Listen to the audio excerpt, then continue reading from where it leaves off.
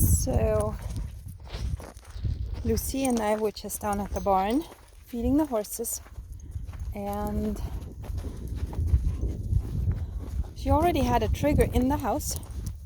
I have gotten Snoopy, a Snoopy dog, a Halloween Snoopy dog, was wearing a costume, and it's one of those, you know, the dancing ones like they do for Christmas, Santa Claus and reindeer and stuff.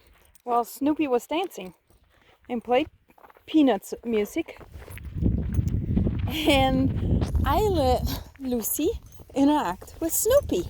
Thank you, Lucy. Good job. So then I put Snoopy away. I got the leash, put my jacket on, and we left the house and went to the barn. Before we got to the barn, there was a wild rabbit. So within just about 2 minutes of her leaving Snoopy behind, there was a wild rabbit. That rabbit ran over to the barn and hid right next to our tractor.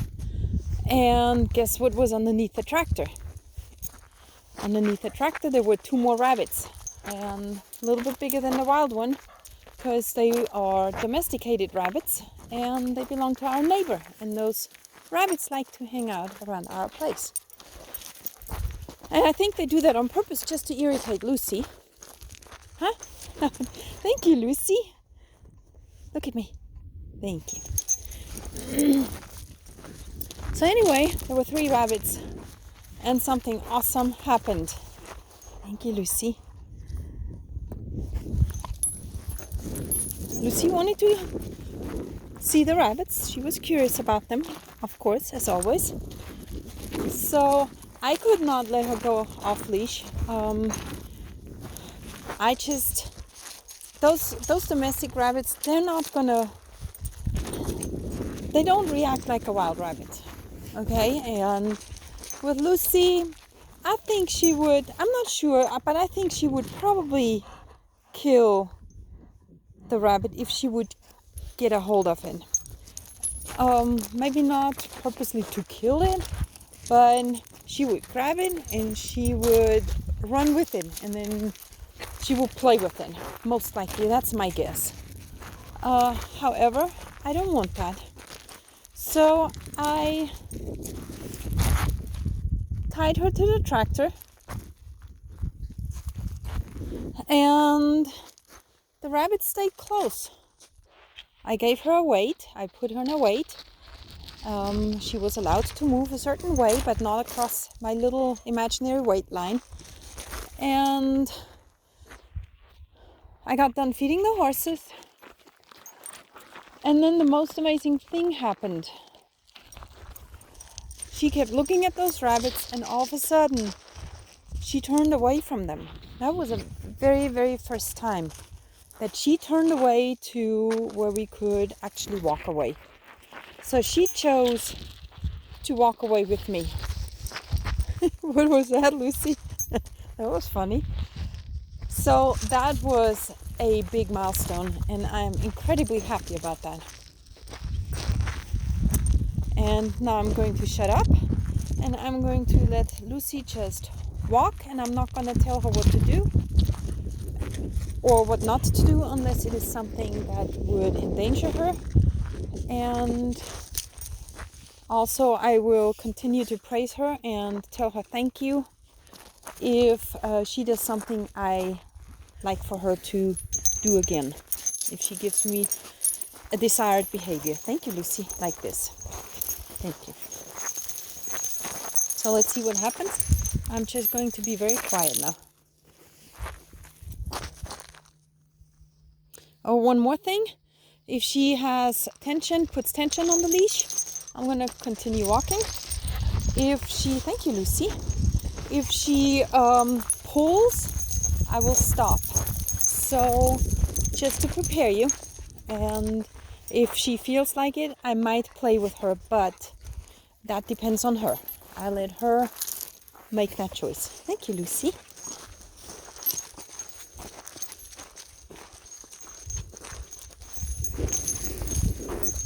Thank you, Lucy.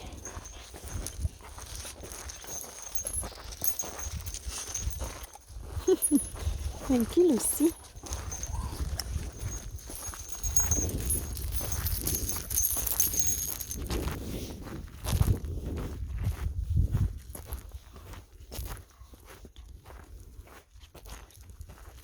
Thank you, Lucy.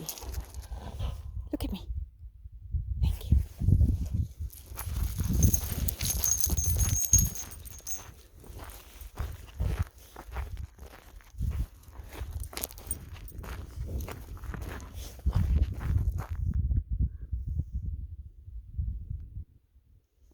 We got deer up there. I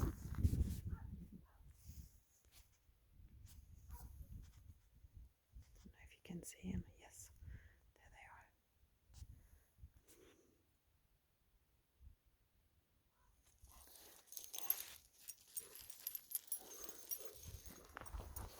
Thank you, Lucy. And did you see how Lucy walked away from them? That's what happens when you build a relationship with your dog. And before you always put the relationship before the goal, and then you just allow them to deal with stressors and allow them to figure things out, and allow them to figure out that neither the deer nor the rabbit or any danger to them, any threat to them. Thank you, Lucy.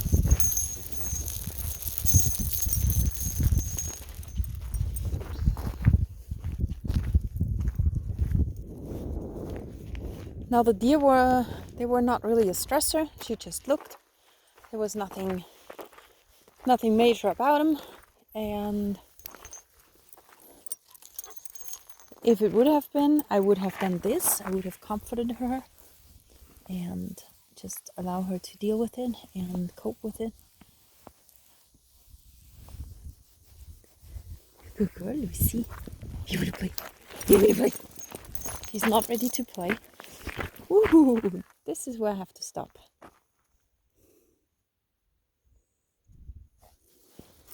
There you go. Now I can walk again because she put slack into the leash. Thank you, Lucy.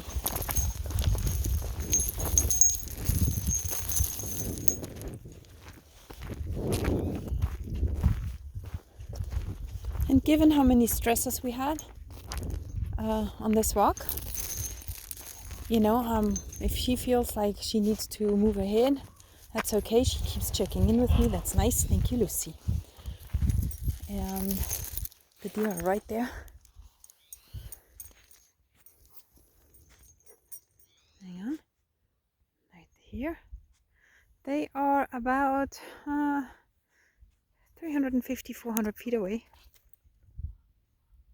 And Lucy's right here, just looking. So I'm just going to take my time with her and let her figure all this out.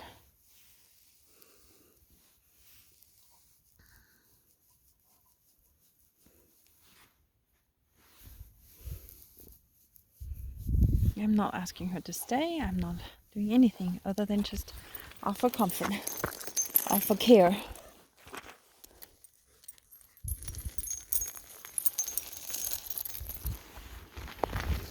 See, now she's even totally turning away from the deer, just doing her own little thing. Thank you, Lucy. Good cuddles.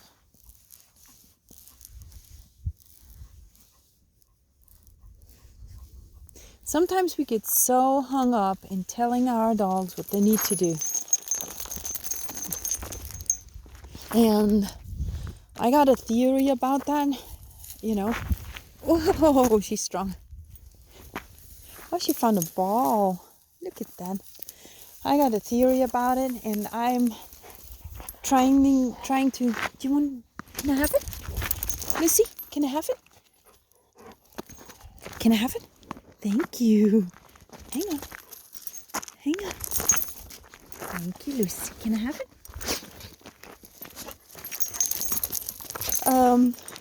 The reason why I'm playing with her now is because she actually brought the ball. Thank you, Lucy. So back to my theory as far as telling them what to do. The more we talk and talk unnecessary stuff, the more we are interrupting their mind process. I call it a mind process because it is not just the cortex, the thinking part of the brain that is involved. It's also the emotional part of the brain, the subcortex. And sometimes we just overdo it. We micromanage, and the more we micromanage, the more we are interrupting what their brain is doing. And imagine what would happen if somebody constantly tells you what you need to do. Let's say you hike with somebody, and that person constantly tells you, no, to the left, now stop, no, now you take a break, no, walk now, stop, now you take a break again. And if that changes like every 10 seconds or so, that's gotta be annoying. So every once in a while, I just take her on a walk, and I do not tell her what to do.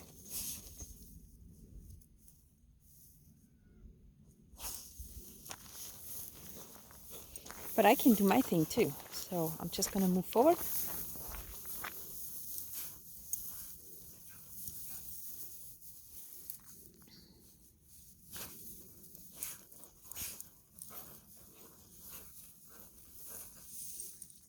What you doing, Lucy?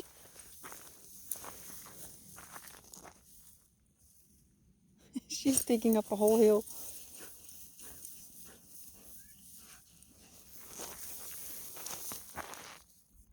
And because she had all those stressors, I let her just release some of that stress. She's watching the rocks as they roll down the little embankment here. Where does it go? What are you doing, Lucy? What's going on? I'm gonna throw that ball at her. Boom. Lucy, out! Lucy, out! Let's see if she comes up here. Good girl! The reason I did that now is because she can get extremely obsessive over gopher holes. And as I said at the beginning of this video, unless it's something unsafe, and obsession is not the easiest thing to deal with. And it took us a long time to get her to abandon a gopher hole. And that's why I called her out. I allow her to dig, but then I also have to kind of sort of put an end to it before she goes overboard with it again. So that's it, my friends. It's almost 14 minutes. This is Diana with High Five Canine Coaching. You have a good afternoon.